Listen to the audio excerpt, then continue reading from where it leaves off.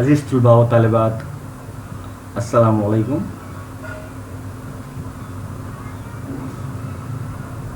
آج ہم نصاب میں شامل جو خاکہ ہے لمبا آدمی کنہیا لال کپور پر لکھا ہوا اور جس کے خاکہ نگار ہیں مجتبیٰ حسین، اس کا مطالعہ کریں گے۔ تو خاکے کو سمجھنے کے لیے ہم سب سے پہلے مجتبیٰ حسین کا تعارف دیکھیں گے اور پھر اس کے بعد خاکے کی طرف آئیں گے۔ تو مجتبیٰ حسین گلبرگہ میں جو کرناٹک کا ایک مشہور شہر ہے، وہاں پہ 15 جولائی 1936 کو پیدا ہوئے اور ان کے والد جن کا نام مولوی احمد حسین صاحب تھا،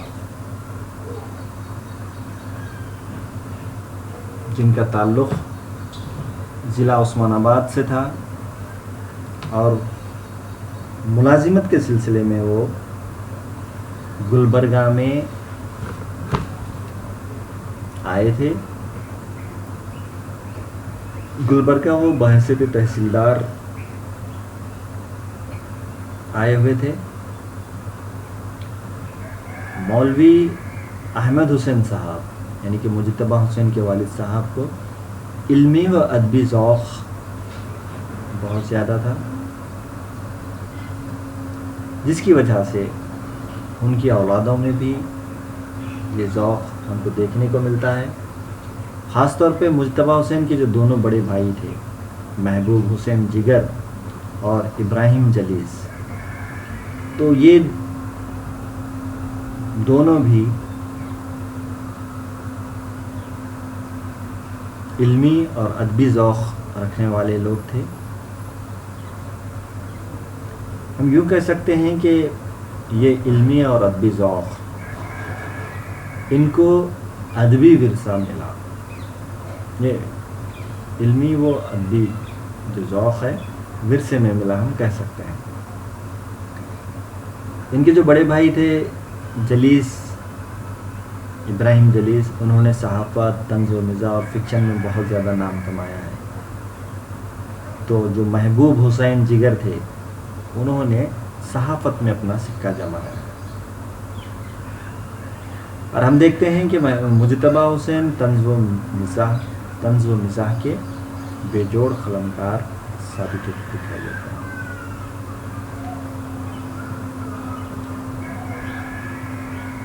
ان کی ابتدائی تعلیم مجتبیٰ حسین کی ویسے تو گھر پر ہی ہوئی، پھر مدرسے تحتانیہ آصف گنج میں انہیں شریک کیا گیا اور تانڈور جو آندھرا پردیش کا ایک علاقہ ہے، وہاں سے وہ میٹرک کا امتحان کامیاب ہوئے۔ 1953 میں گلبرگہ انٹرمیڈیٹ کالج سے انٹرمیڈیٹ کا امتحان انہوں نے پاس کیا اور 1956 میں عثمانیہ یونیورسٹی سے BA کی سند حاصل کی۔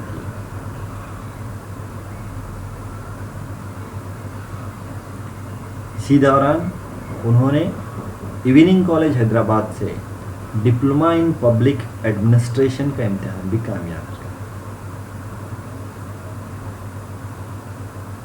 تو دیکھیے مجتبیٰ حسین کی جو تعلیمی صلاحیت ہے وہ یہاں پہ کھل کر دکھ کر آتی ہے ہم کو، کہ انہوں نے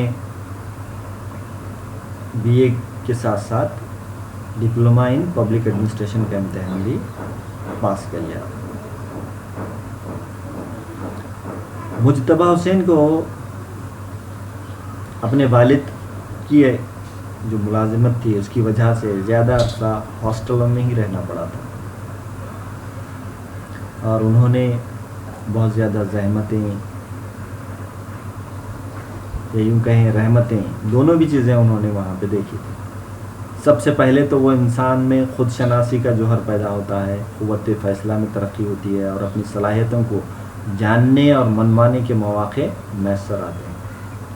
یعنی کہ جو شخص زحمتیں بھی دیکھتا ہے اور رحمتیں بھی دیکھتا ہے، یعنی کہ مشکلات کا سامنا بھی کرتا ہے اور ان کا مقابلہ بھی کرتا ہے، تو اس کے بعد اس انسان میں خود شناسی کے جوہر پیدا ہوتے ہیں، یعنی کہ اپنے آپ کو پہچاننے، اپنی صلاحیتوں کو پہچاننے کا اس میں ایک جذبہ پیدا ہوتا ہے، اور وہ اپنے آپ کو پہچان لیتا ہے، اپنی صلاحیتوں کو، اور جیسے ہی موقع ملتا ہے، وہ موقع ملتے ہی سب کے سامنے اس کو وہ پیش کر دیتا ہے۔ مجتبیٰ حسین انہوں نے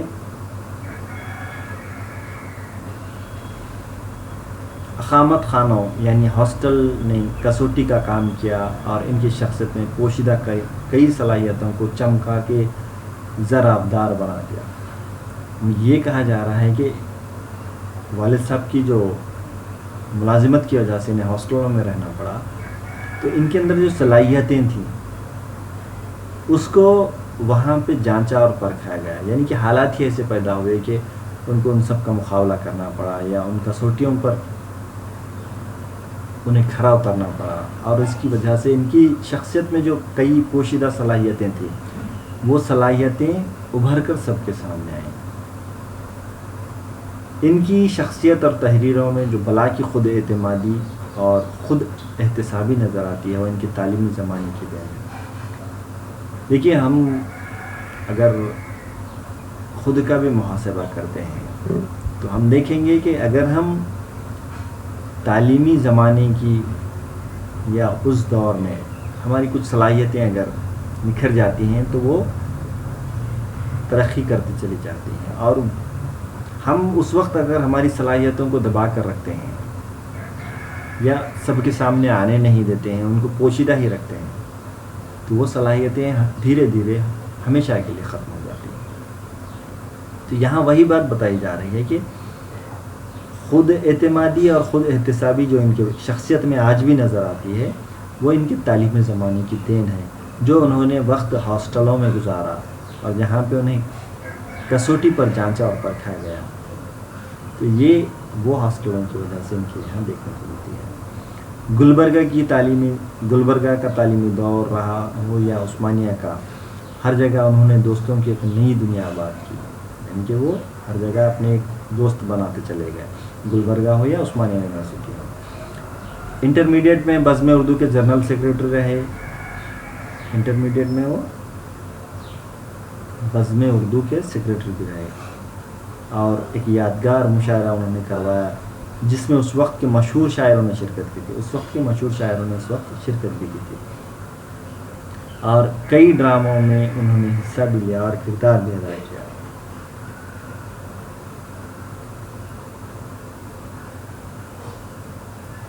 بزم اردو ادب کے معتمد عمومی کے طور پہ بھی وہ منتخب ہوئے۔ آرٹس کالج میں ادبی محفلوں کے انعقاد اور کالج اور بین الکلیاتی سطح پر ادبی و تہذیبی ماحول بنائے رکھنے میں مجتبیٰ حسین نے اہم رول ادا کیا ہے۔ تو جب وہ عثمانیہ یونیورسٹی میں داخلہ لیتے ہیں تو بزم اردو ادب کے معتمد عمومی منتخب ہوتے ہیں، پھر اس کے بعد ادبی محفلوں کا انعقاد کیا گیا، کالج اور بین الکلیاتی سطح پر ادبی تہذیبی ماحول بنائے رکھنے میں انہوں نے بہت ایک اہم کردار ادا کیا ہے۔ پھر گریجویشن کی تکمیل ہونے کے بعد محکمہ مال حکومت آندھرا پردیش میں ملازمت کی، اور 1962 میں محکمہ اطلاعات و تعلقات عامہ کے اردو شعبے سے وابستہ۔ پھر اس کے بعد ہوتا کیا ہے، کچھ دنوں کے بعد 1962 میں وہ محکمہ اطلاعات و تعلقات عامہ کے اردو شعبے سے وابستہ ہو جاتے ہیں، اور 1972 میں کل ہند نے اردو کے مسائل کا جائزہ لینے کے لیے گجرال کمیٹی تشکیل دی، تو انہیں اس کمیٹی کے شعبہ تحقیق میں کام کرنے کا بھی موقع ملا۔ یعنی کہ حکومت ہند نے جو اردو کے مسائل کا جائزہ لینے کے لیے گجرال کمیٹی تشکیل دی تھی 1972 میں، اس کمیٹی میں شعبہ تحقیق میں انہیں کام کرنے کا بھی موقع ملا۔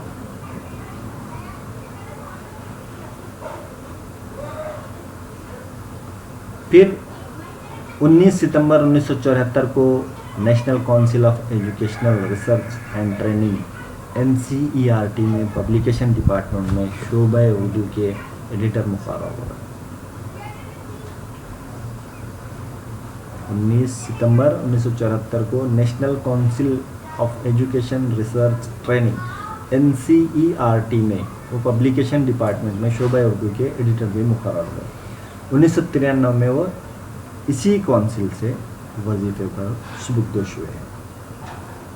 हम देखते हैं कि उनके कुछ इस तरह की खिदमत हैं। ये तो मुलाजमत हो गई, अब उनको कुछ एजाज़ात से भी नवाजा गया है। उन्होंने तंज़ो मिज़ाह के मैदान में 1962 में जब अपने क़दम जमाए तो इनकी तहरीरों ने जहाँ हिंदुस्तानी अवाम, दोस्तों और दानिश्वरों से दाद हासिल की, वहीं बैरून ममालिक में भी तंज़ो मिज़ाह के गुल बिखेरते रहे। यानी कि सिर्फ हिंदुस्तान ही में नहीं बल्कि बैरून हिंदुस्तान भी इनकी जो तहरीरें हैं उनको सराहा गया। इन्हें वतन में और वतन से दूर भी कई इनामात और एजाज़त से नवाजा गया। तो इन्हें वतन और वतन से दूर यानी कि वतन से बाहर भी कई इनामात से नवाजा गया। अब मुजतबा हुसैन को सबसे पहला जो इनाम दिया उड़िया ज़ुबान की अदबों की एक अहम तंजीम सरस साहित्य समिति कटक की जानिब से हास्य रतन खिताब की सूरत में 1980 में दिया गया। फिर उसके बाद देखते हैं हम कि इस मौके पर उनके जो मज़ामीन का एक मजमुआ उड़िया ज़ुबान में शाया किया गया था।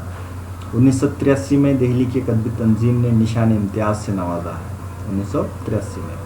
फिर 1984 में गालिब इंस्टीट्यूट दिल्ली का पहला गालिब अवार्ड बराए उर्दू तंज़ व मिज़ाह अता किया गया। 1990 में उर्दू एकेडमी दिल्ली ने तख्लीकी नसर के लिए इनाम से सरफराज किया।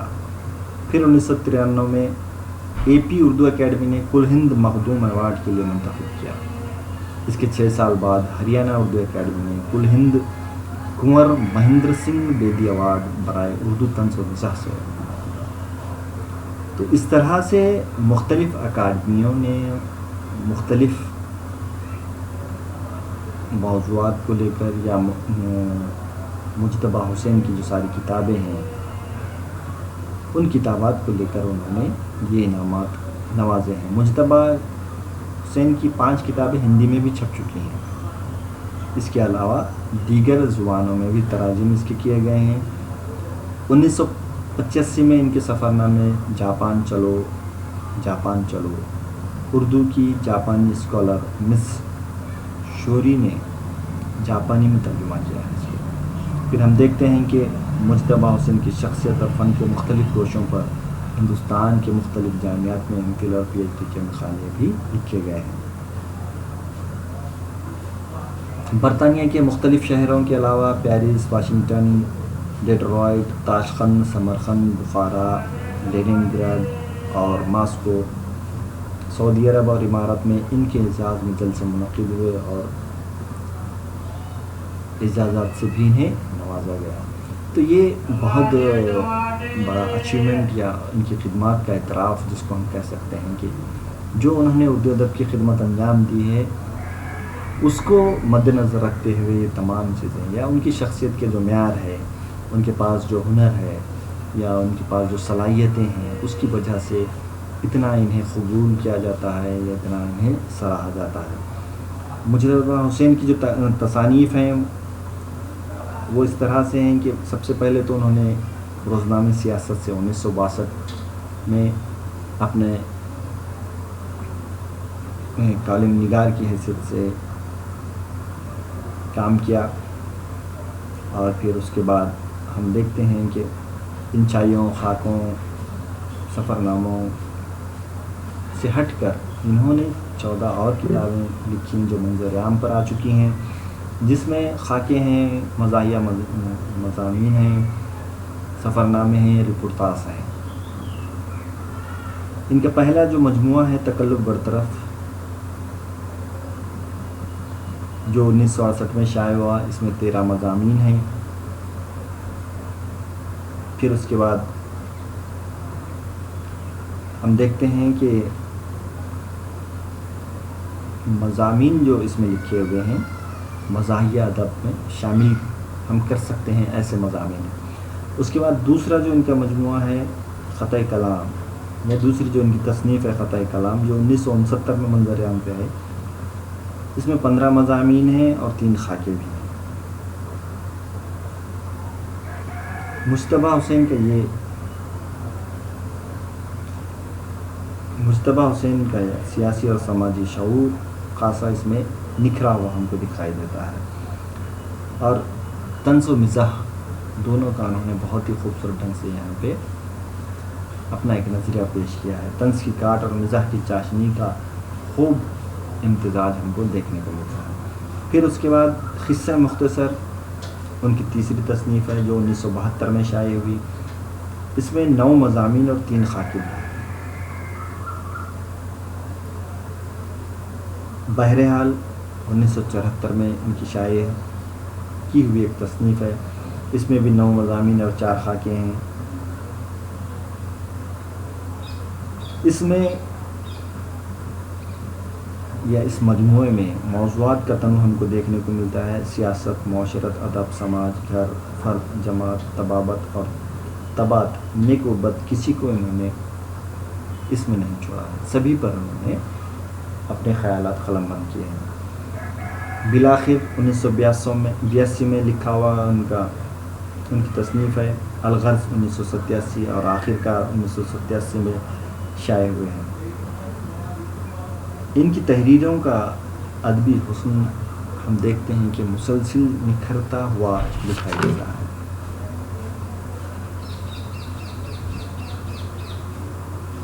خاکہ نگاری میں انہوں نے ویسے تو سفر نامے میں بہت سے لکھے ہیں، جس میں جاپان چلو جاپان ہے، پھر دوسرا ہے سفر لخت لخت، جاپان چلو 1983 ہے، اور سفر لخت لخت 1995 ہے۔ تو یہ ان کے جو سفر نامے ہیں بہت زیادہ شہرت یافتہ ہیں، لیکن انہوں نے جو خاکے لکھے ہیں، جن کے 4 مجموعے اب تک شائع ہو چکے ہیں، جس میں آدمی نامہ 1981، سو ہے وہ بھی آدمی 1987، چہرہ در چہرہ 1994، اور ہم دوست جس کے 1999 اب تک شائع ہو چکے ہیں۔ اور ان کے علاوہ کئی خاکوں کے خاکے اور سفر نامے، کالموں اور مضامین میں بھی پورے یا مکمل ہو یا ادھورے ہو وہ شائع ہو چکے ہیں۔ تو ہم یوں کہہ سکتے ہیں کہ مجتبیٰ حسین کی جو خدمات ہیں وہ بہت ہی قیمتی خدمات ہیں، اور انہوں نے طنز و مزاح نگاری کو جو عروج بخشا ہے، یا خاکہ نگاری کو جو روایت ہے اس کو آگے بڑھانے میں انہوں نے جو کام کیا ہے وہ بہت زیادہ انمول ہے۔ اگر ہم ان کے جو خاکے کے مجموعے ہیں، آدمی نامہ ہے جس میں 15 خاکے شامل ہیں، اور انہوں نے اس میں ایسے شخصیات کو، یا پھر ہم یوں کہیں کہ جو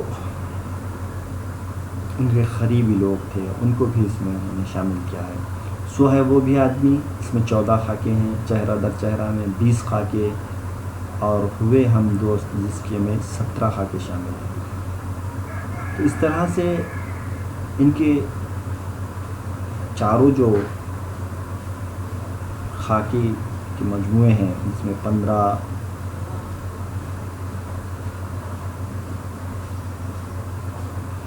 تقریباً انہوں نے 66 خاکے لکھے ہیں کوئی چاروں مجموعوں میں ملا کر۔ ہم دیکھتے ہیں کہ مجتبیٰ حسین کے یہاں خاکہ نگاری کے ایسے جوہر ہم کو دکھائی دیتے ہیں جو بہت ہی قیمتی ہیں۔ انہوں نے خاکہ نگاری میں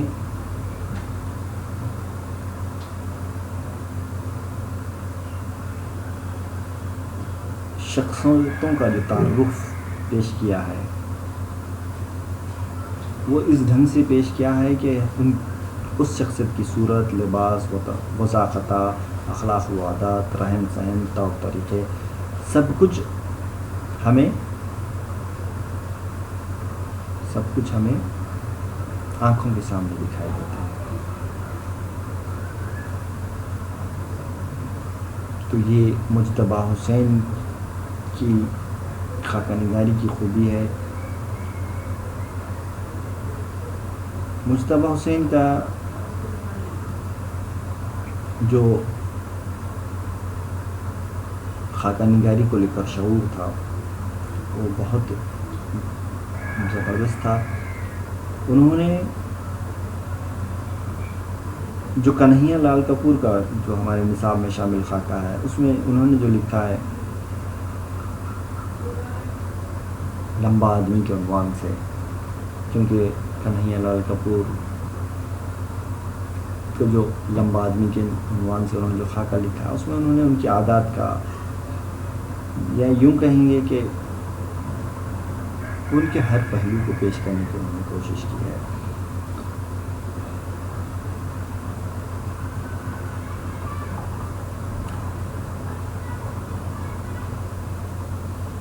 یہ تھا کنہیا لال کپور کا معاف کیجیے گا مجتبیٰ حسین کا مختصراً تعارف. آئندہ لیکچر میں ہم جو خاکہ ہے لمبا آدمی اس کا ہم مطالعہ کریں گے. شکریہ.